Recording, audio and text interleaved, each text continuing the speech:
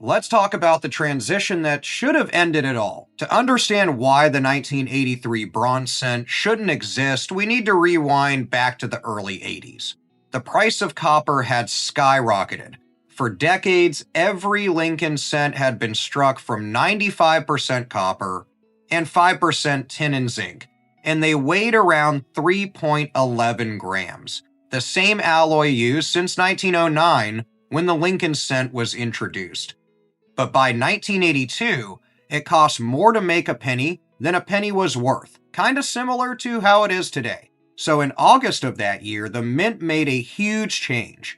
They switched to a cheaper zinc core plated with copper. This dropped the weight down to 2.5 grams, which saved a ton of money in production. By 1983, the changeover was complete. Every cent that year should have been zinc. No exceptions, no leftovers, no mistakes. But somehow, a few 1983 cents came out of the presses still struck on bronze planchets, and that's where the story begins. The first confirmed 1983 bronze cent didn't appear till 2006, so a long time after their introduction.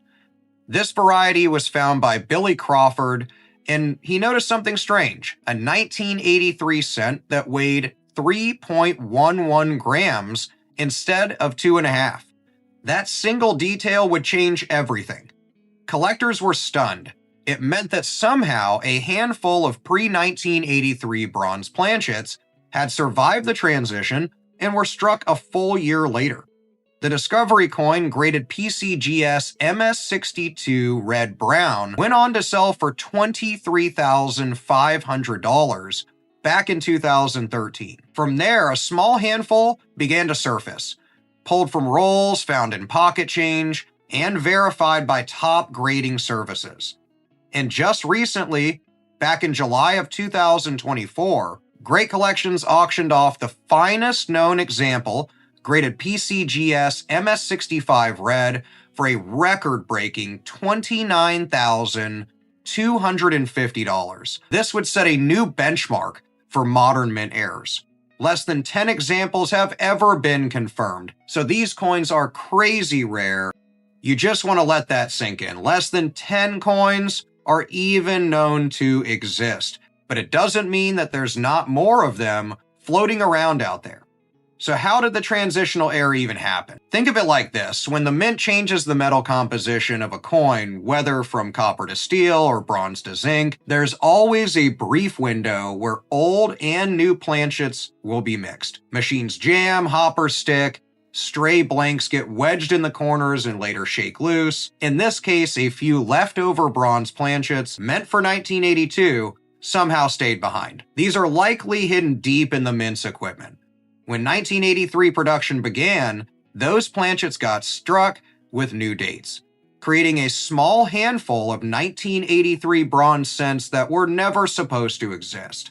This is the same phenomenon that created the legendary 1943 copper cent, which was struck on leftover bronze blanks during the wartime switch to steel. Those 1943 coppers can sell for six figures or more. One even fetched $1.7 million. The 1983 bronze cent is its spiritual successor, a modern version of the same historic mistake.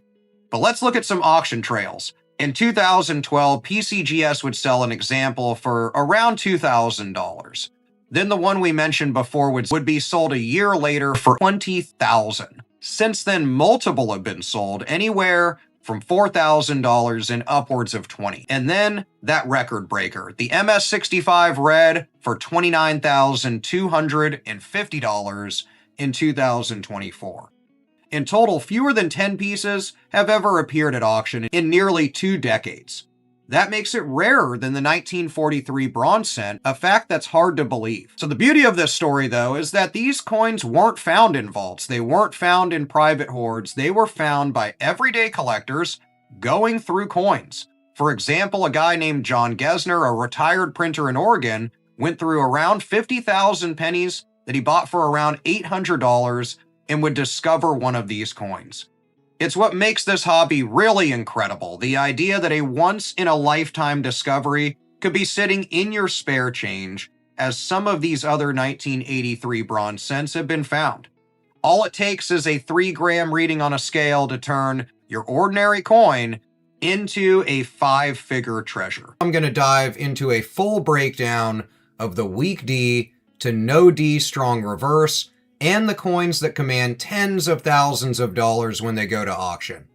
Let's talk a little bit of background. In 1922, Philadelphia and San Francisco would strike no cents. Not one single penny would come out of either of those mints. The entire production run, just a little over 7 million coins, would come strictly out of Denver. Now, demand was high, the dies were really overused, and clashing was really frequent. To extend their life, mint workers would polish these dies a few different times, but in doing so, they would accidentally erase the D mint mark on one of those dies. So the result was a tiny handful of 1922 cents would have no visible D mint mark, some with a strong reverse and some with a faint reverse design. So this would form 3 major varieties that you can look for that can be worth really, really good money depending on condition. This would be the standard 1922 D, the weak D, and the legendary no D strong reverse. Now let's talk about one of the most valuable ones. This is the 1922 no D strong reverse variety. This one is graded MS64 red and brown, and it's sold in January of 2024 for $72,000. Now it's really easy to see why.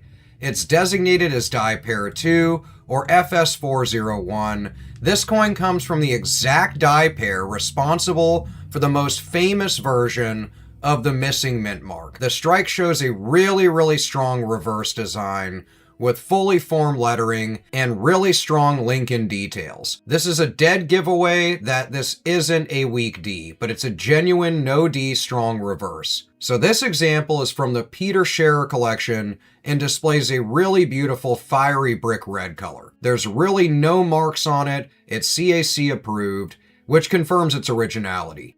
There's just a handful that exist in near gem condition, making this one of the most desirable Lincoln cent varieties ever minted. Next is a standard 1922 D Lincoln cent. This one sold in November of 2025 for $564. This comes out of that mintage of just 7.1 million, and it's not rare by count, but truly original mint stake examples like this are really, really tough to locate. So even at MS64, the standard Denver 1922 Lincoln cent can command really, really good value. I think collectors prize these coins with even natural red-brown coloration and that strong central detail. Most 1922 D cents will have really soft strikes, primarily on Lincoln's jaw and his beard, so finding an example with crisp devices like this one is really rare. While not as famous as the no D, this coin shows what a properly struck Denver cent can sell for in really good condition. Then there's the weak D. It's a transitional error between the standard D and the fully missing one. This MS62 brown through PCGS sold back in October of 2025 for just over $500. This represents what happens when the mint mark is barely visible due to that excessive die polishing. The obverse shows Lincoln's features really clearly, but a really ghost-like D below the date. So it's a trait that's fooled countless collectors. The true weak D coins still display remnants of the mint mark under magnification, unlike the strong reverse varieties where it's completely gone. It's an essential piece in completing the variety trio. Now let's talk about even circulated examples that tell a story. This VF25 brown no D strong reverse sold in 2025 for $960. And it's going to really show that bold reverse striking and clean obverse designs can really command good value even in circulated conditions. It's a mid-grade specimen that has that appeal to collectors who want to have a genuine no D coin without venturing into a 5-figure territory. The 1983 double die reverse, FS801. This is a stunning example here. It's graded MS68 red It sold back in 2017 for just over $7,000. Now, at first glance, it looks like a standard zinc penny, but take a closer look at the reverse lettering, especially the words 1 cent and E pluribus unum, and the horizontal lines in the memorial. Each show strong, unmistakable doubling, wide and clear, to even the naked eye, really. At MS68 red, this coin sits at the top of the grading scale. There's none finer. It makes it a pinnacle piece for any variety specialist. It's one of the nicest known to exist. What's fascinating is that despite being struck after 82, when cents went from bronze to copper-plated zinc, this double die slipped through unnoticed, proving even in modern times, major die errors can happen. The bright brick red surfaces and the lack of contact marks will also add to its appeal, and it shows the quality and rarity together will still rule the market. The next one, another 1983 double die reverse, also graded MS68 red, sold in November of 2023 for $5,280. So like the first, it displays bold reverse doubling, most visible in the words States of America and the memorial's design lines. This example is one of only 8 certified in this elite grade. The copper orange color and that swirling luster really make it a beautiful and a visually striking piece. The presence of small gas bubbles under the copper plating reminds us that this is the zinc era in its full display. The DDR remains one of the strongest modern design anomalies, and one of the fewer varieties to consistently command 4-figure prices even today. While the reverse variety gets most of the spotlight, the 1983 also gave us some lesser known but really significant double die obverses, and these are cataloged as FS101. This example, graded MS67 red, sold in November of 2023 for $1,200, a really good price for a DDO. Instead of the reverse, the doubling is found on Liberty and the date itself. It's subtle, but it's sharp, especially around the number 3. With only a handful certified in this high grade, it's an undervalued companion to the DDR. Even though it's sold for over $1,000, you can see the sheer difference in DDR versus DDO value for 1983. Now, I want you to truly appreciate the rarity, so we need to look at the standard 1983 and 1983 D cents. Both were struck on the new zinc planchets and weigh 2.5 grams, and both achieve a really impressive eye appeal at high grades, but without the doubling, they remain pretty common. A 1983 MS68 red sold for $312, and a 1983D MS68 red brought in $144, both in 2019. If we look closer to 2025-2026 time period, you can see that these sell for around the relative same prices. These are technically near perfect examples, yet they trade for a fraction of what the DDR and the DDO prices were, showing just how powerful those die varieties are. Now, the difference isn't in condition or metal, it's all about the strike with these coins. When we compare them all head to head, we can really see the difference is really going to come down to that variety. It's going to come down to those errors. The DDR and the DDO are going to command the most value, but the double die reverse from 1983 is the most sought after. Each of these coins represents a story of precision and errors, but the DDRs stand apart as the most dramatic examples and the most valuable. Now, the collector takeaway is the lesson for the 1983 cent is pretty simple. Look close at it. Even in the zinc-plated era, major double dies slip through, creating one of the most valuable modern Lincoln cents to ever look for. So let's break down the key distinctions between a cheap repunched mint mark and a super high value double die. We start with the most dramatic error on this list, and for this year, a coin that I think is so spectacular, it combines two major flaws. This is an absolutely beautiful coin. In 2024, a 1968S Lincoln cent, double die obverse, and double die reverse sold for $1,500. Now this one is like an ultimate anomaly. A double die. This one has it on the obverse and the reverse, all on a proof coin from San Francisco. The doubling is also really strong on this one, showing a clear counterclockwise spread on the United States of America and the words 1 cent. Now, combining a DDO and DDR on a single die is an extremely rare minting failure. And because this occurred on a proof coin, which is already struck with superior quality, the mistake is preserved in near perfect form. The $1,500 price is the tax you pay for owning a top-tier combination error. Now let's move to the repunched mintmark, or RPM, for 1968. RPMs occur when the mintmark punch is struck multiple times onto the die in slightly different positions. We have two certified 1968D RPMs of the same variety, FS501, but their prices tell a story about market psychology. A 1968 D over D RPM graded MS66 red sold for $139, but the identical variety, graded only MS65, sold for $228. So why would a lower grade coin sell for nearly double the price of the higher grade one? It comes back to eye appeal. I say this in a lot of my videos that eye appeal, along with that condition, really is the biggest factor in a lot of sales. For RPMs, collectors prioritize the visual clarity, I think, of the repunching over the minor technical grade. The $228 coin looks to have a much stronger, more dramatic visible split in the mintmark. It also has, in my opinion, a superior original color, while the $139 MS66 is a bit weaker. I think the lesson really is when looking at varieties, the grade is secondary to the nature of the error itself. Let's also look at an entry point for double dies for 1968, which is this 1968D double die reverse FS801. It's graded MS64 red, it's really beautiful, and it sold for just over $100, making it a really budget-friendly error that you can pick up for this year.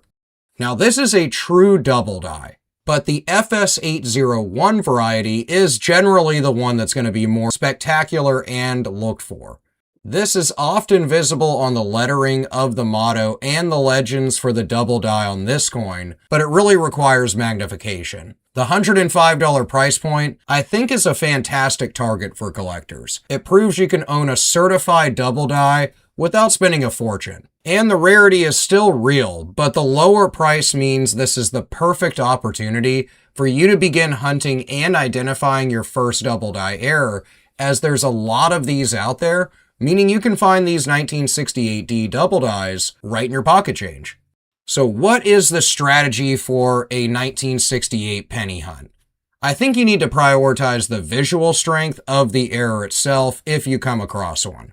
If the doubling is subtle, the price will be lower regardless of what grade it is. If it is in spectacular condition, aside from having the error, then you can really be sitting on good money. Let's talk about the $1,000 king, the double die reverse, or DDR FS801. We begin with the error that defines the ceiling for this market, the one demanding the steepest premium, the 1966 DDR.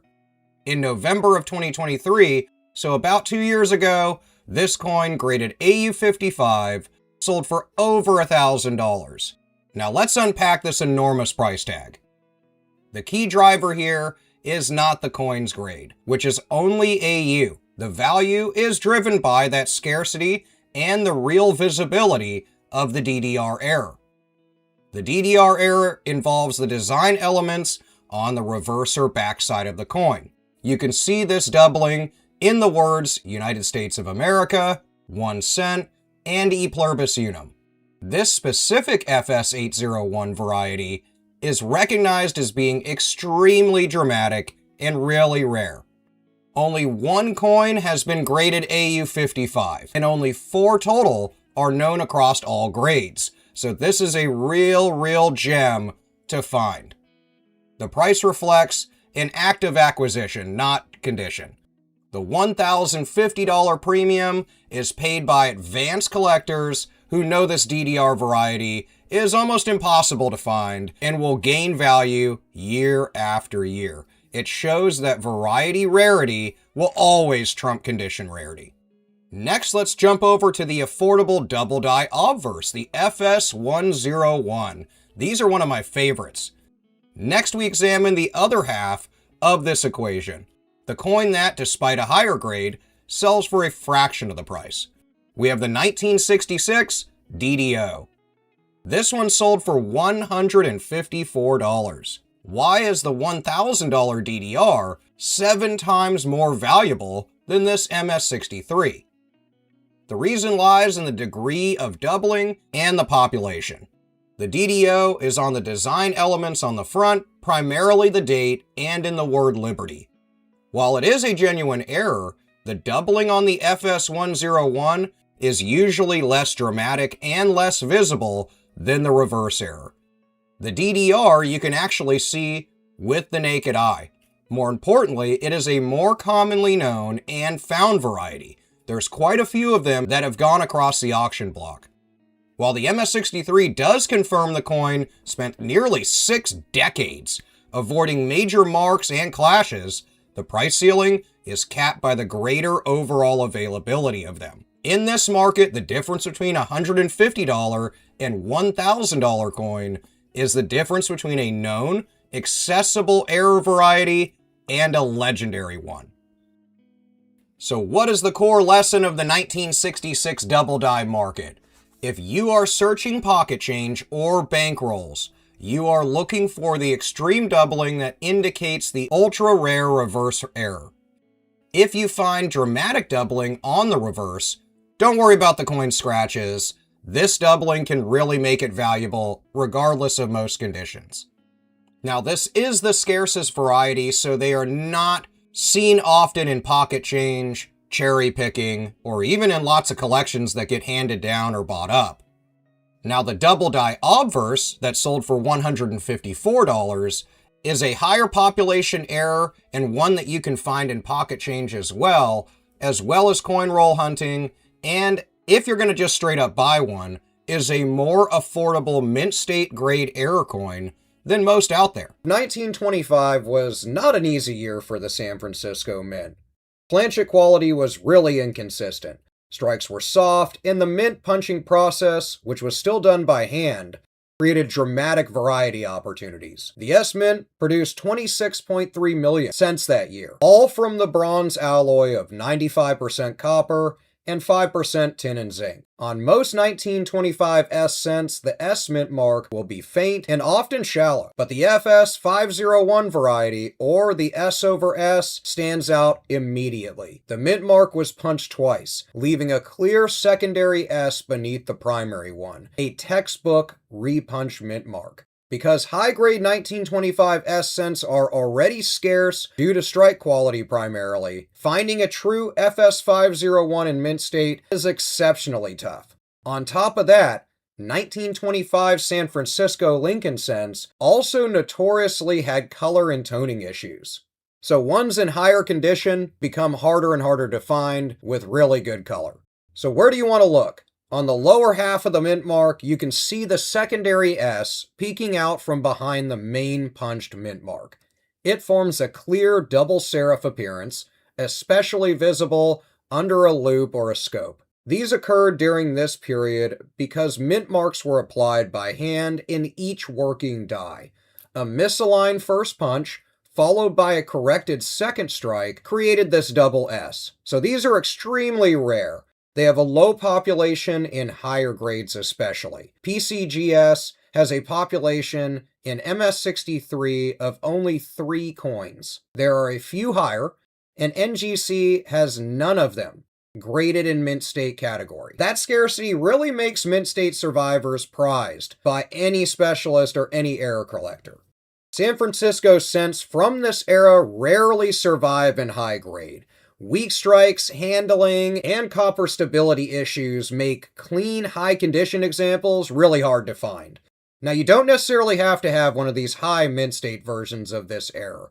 Of course, you can have one in lower grade, and it's still going to sell for well over $100 in most cases. A great repunch mint mark that can be worth well over $100. Back in 1959, America's penny had changed forever. The wheat reverse design was gone, and the Lincoln Memorial took its place. But deep inside the Denver Mint, an unnoticed mistake was quietly struck into history as a mint worker, punching mint marks by hand, would tap the die not once, not twice, but 3 times. That mistake created one of the most fascinating early memorial cent varieties ever discovered. The 1959 Triple D repunched mint mark. It's a coin you can still pull from change today, and one that's fetched hundreds of dollars at auction. Now, as you probably know, 1959 wasn't just another year for Lincoln cents. It would mark a new era. The U.S. Mint unveiled Frank Gasparo's Lincoln Memorial design, honoring the 150th anniversary of Lincoln's birth. Philadelphia and Denver would strike coins that year, over $1.8 billion, with Denver handling the bulk of the production.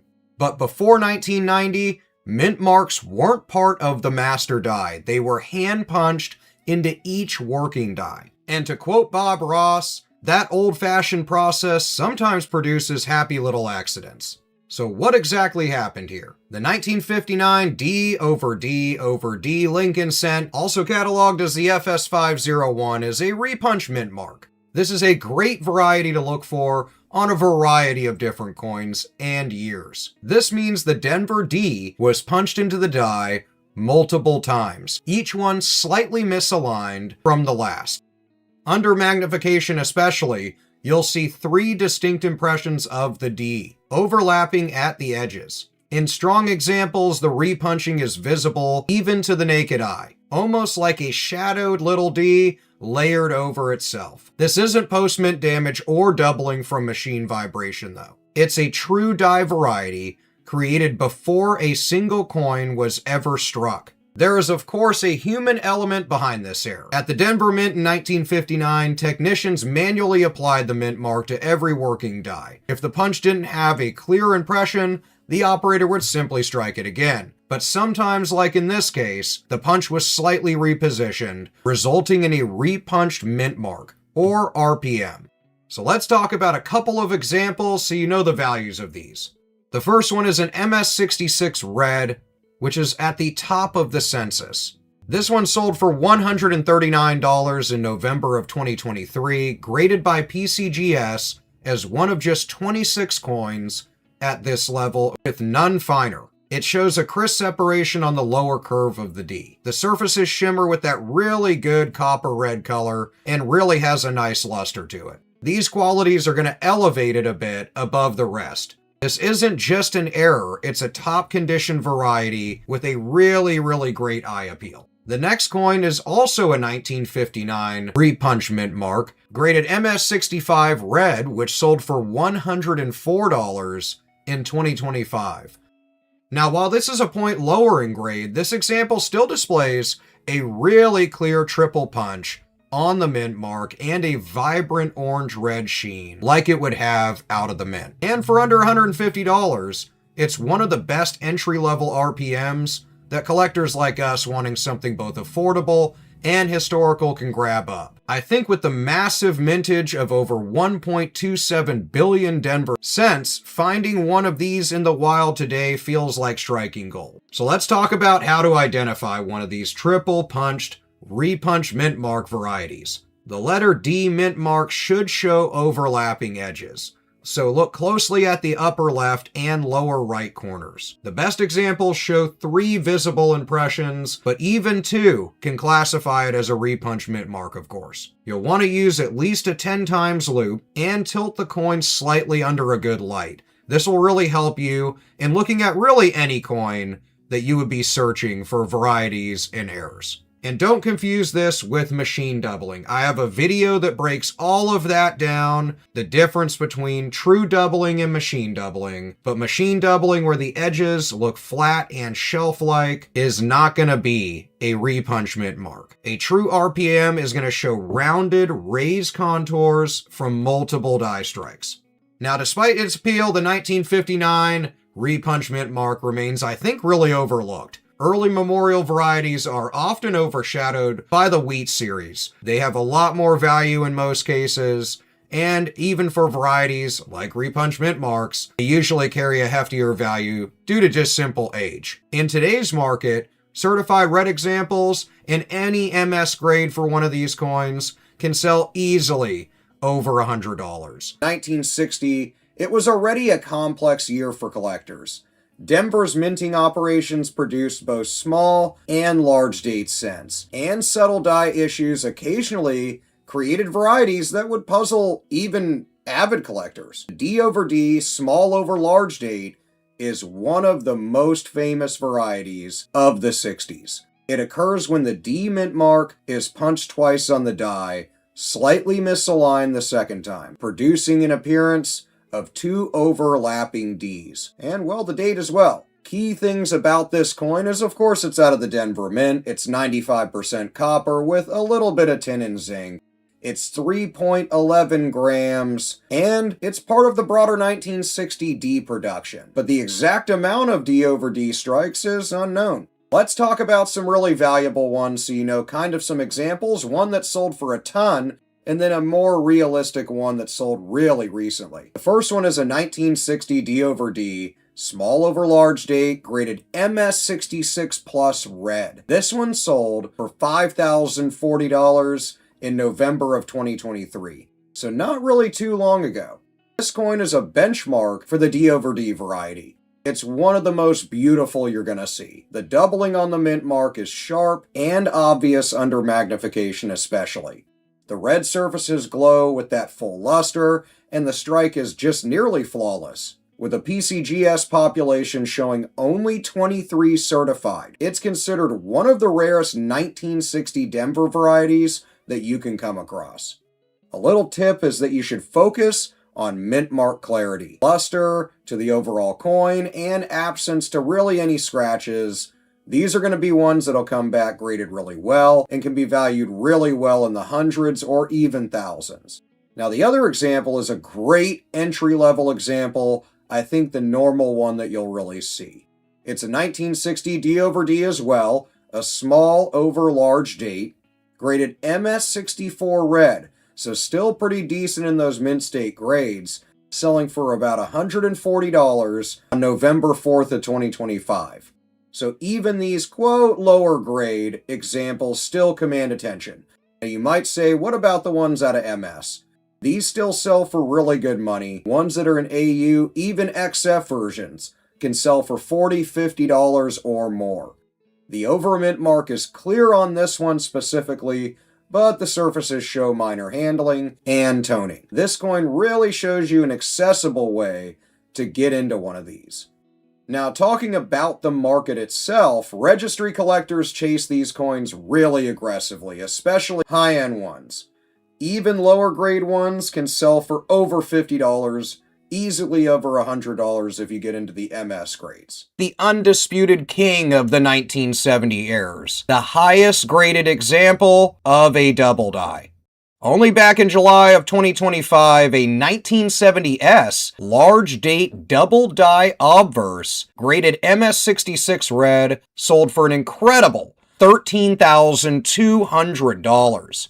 Now, this is the FS101, and it's known for its strong doubling, visible to the naked eye. Now, you're going to see this particularly on the motto. While this variety is really no longer considered ultra rare in lower grades, since many people have found them in pocket change and in coin roll hunts. But achieving a grade of MS66 red like this one is monumental. The population report for this confirms how rare it is. PCGS has only certified 6 other coins at this level. The $13,000 price tag is the tax you pay for true condition rarity and an absolutely beautiful error coin. It proves that when a spectacular error is paired with an impossible to find technical grade, the value becomes really high. Now let's look at the volatility found even within the mid-range grades of this specific error. We have 2 different sales of the same 1970S DDO. Both of them are graded MS64 red, and both of them sold in 2025. The first one sold for $1,620 in November, and the other one sold for $1,740 in August. But why that small difference? This is a clear example